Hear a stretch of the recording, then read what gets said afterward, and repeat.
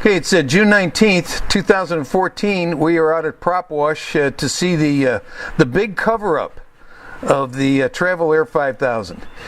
We are down to Lanny and his people, Tom and David OZ and some of the other folks that have been helping him out here, are down to just about having the airplane covered.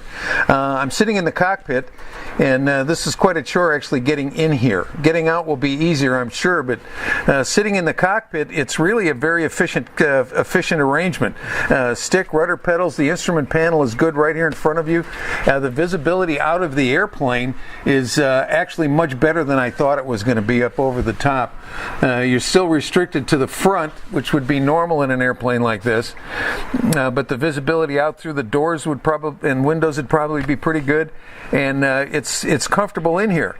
I can appreciate the top would be able to be taken off though during the warmer weather, so that you'd have good visibility and ventilation through here. But I consider this to be very special, and I look forward to talking to Tom here in a little bit and getting some of his impressions on what it's meant to him to be working on this airplane over these months.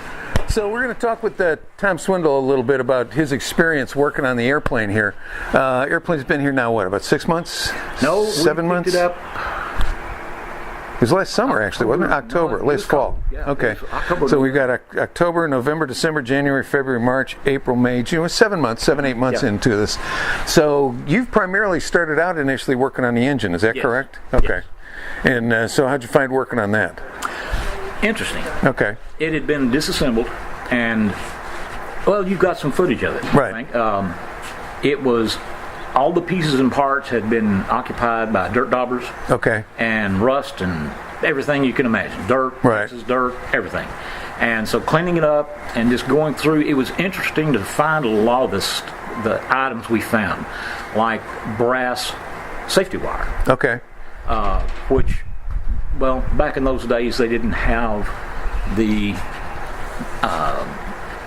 procedures and specifications that they have now. Okay. You know, it's all specified. This is how you repair an airplane for 313.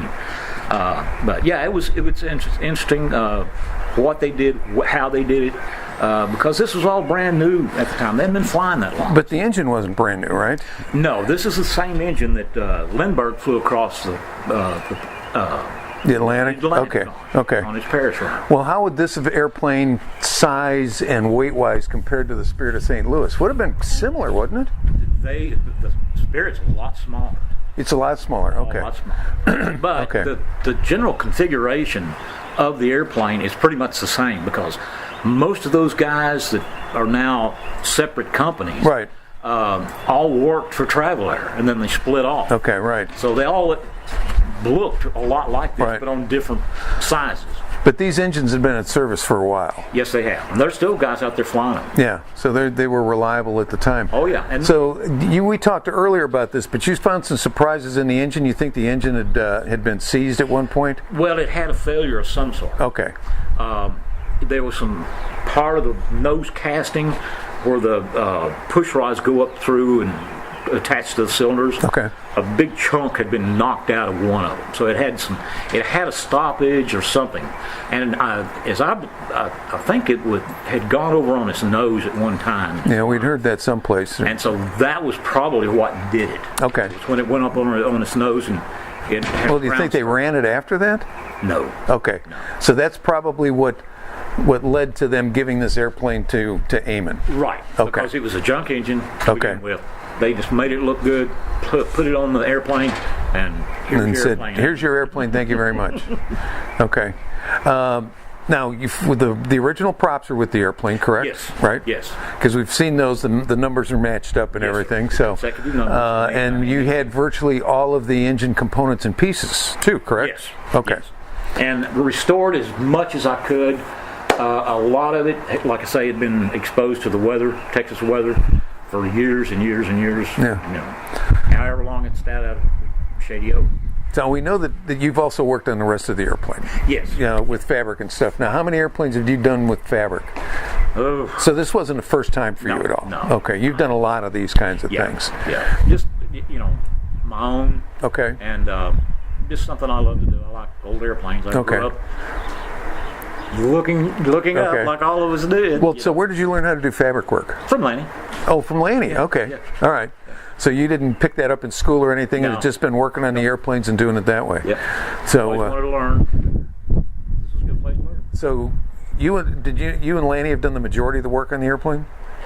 Yeah. Okay. But I mean, David Oz's also been involved, and who else has been involved? Doug Folk. Okay. Jerry Asher. Okay. Well, I know Jerry's done a lot of the research work on it. He's come up with a lot of things. In fact, this last weekend we've changed his name to Hubcap. So oh, really? He's been coming up with a way to attach the hubcaps for this. Okay. All right. Of course, he's the American Airlines maintenance guy. Right. He knows the big ones, the little ones. He's A&P and all that. Okay. Plus being a pilot himself. So tell me, what does it mean to you to get an opportunity to work on this airplane? Excuse me. This is history. Mm-hmm. It's rare beyond rare. There's only 2 left. Right. This one and one other at the Phillips Petroleum Museum.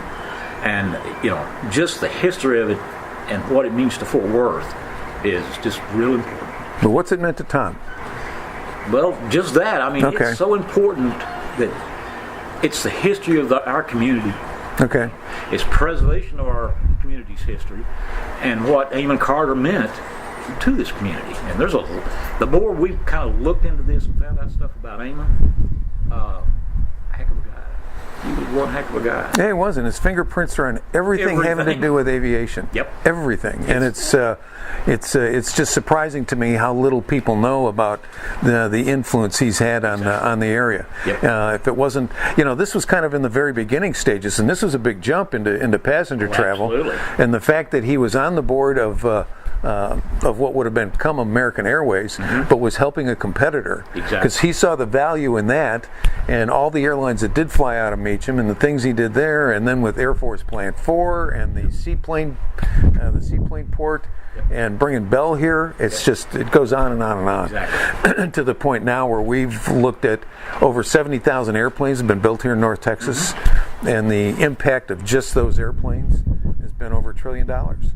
And that doesn't count everything else that brought people here and housed them and fed them and clothed them. Exactly. So this is about as far back as we can go and touch anything that Amon actually touched. Yes. So it's been a privilege for us to be able to follow you guys through this, and it's been fun to watch. It's been fun for us too. Yeah. Hey, that's a lot of work, but it's, whenever it's fun to you, it's not really work. Yeah.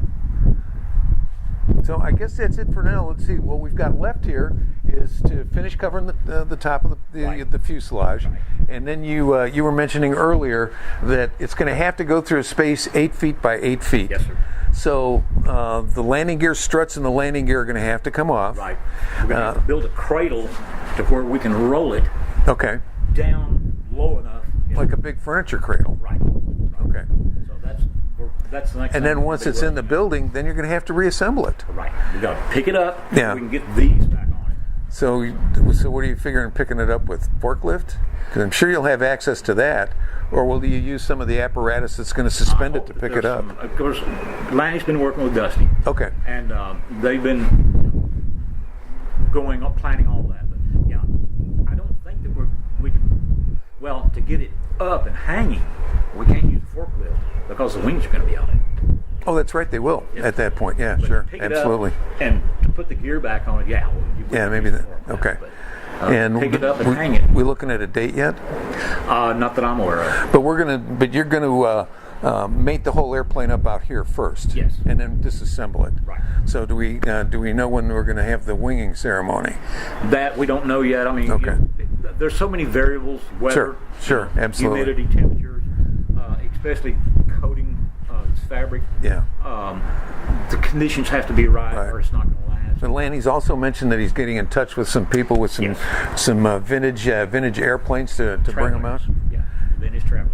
I mean, it's going to be a picture that nobody has. It's going to be an opportunity. It's going to be really, really special. Yeah. When we have a rollout, and for the final fit with it all, painted and ready to go, and have a rollout, and he's been in touch with some of the Traveler guys, and of course we'll have the Ryan out. And, all our old stuff too, and it'll be a picture to keep. Oh, and it absolutely will. Tom, thank you for everything you've done here on this. It has been a pleasure to watch from the sidelines and cheer for you guys, because you've done an absolutely beautiful job with this. Just because you wouldn't put a paintbrush in your hand. I offered, but it was probably better that I didn't. So at any rate, from here, Propwash on June 19th, we'll say that's about it for now, and we'll be back later when there's more progress to be made on the Travel Air. Thank you, Tom. You bet, no problem. Oh, is that the hanger? Yep, that's what it's going to hang from. Okay. And Laney and I are going to meet with Dusty tomorrow morning early. Oh, is he coming here? So we've got to have a cradle of some sort welded up, because we're going to have to take the gear off this thing, plus the road trailing it there. Yeah. Because it's 12 foot wide. Well, It is 12 foot wide? Yeah. Really? Wow. And so you have to take the struts off and everything? Yep. Well, we've got to get it down low enough also. Oh, because yeah. it's higher. I guess it is higher than 8 feet, isn't it? Yeah. Holes for it. So I thought maybe you said it not to put it in. He may have. I don't know. He's got the material to do it. Well, you guys had it at one point, so. Yeah, we still got it. So that's a working. Pretty cool. These little tiny. Man, you'd almost have to. Go ahead. Wow. Watch yourself. Well, there's never easy ways to get to the airplanes anyway.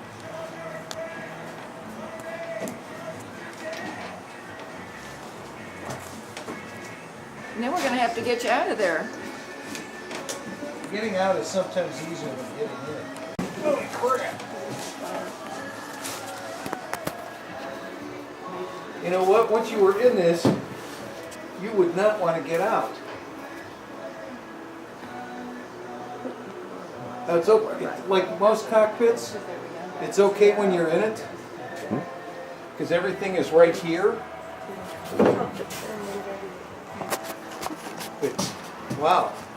Getting in and out of this thing would be a real chore. Sure It would. looks like you're sitting up high enough Pardon? to see. Well, the point is, when the airplane's flying, the nose is going to be down. So Oh, okay. I can see right over the engine. That's not a problem.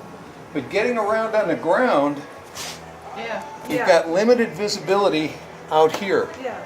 So a lot of times you'd see people, they would snake down the taxiways Oh, yeah. to clear what was ahead of them. Yeah. I wanted to see how you got in. I want to see how I got in there too. I want to see you get out. Getting out is easier.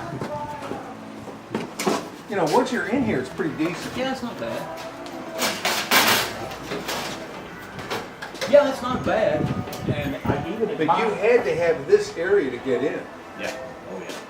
You've been in and out of here a few times. Oh yeah. Yeah. You know, And you're not sitting on the cushion. no.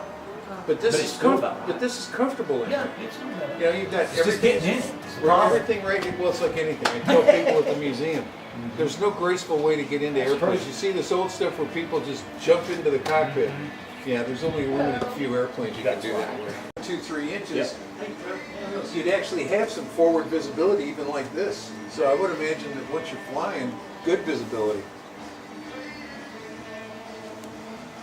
Oh, I see the panel.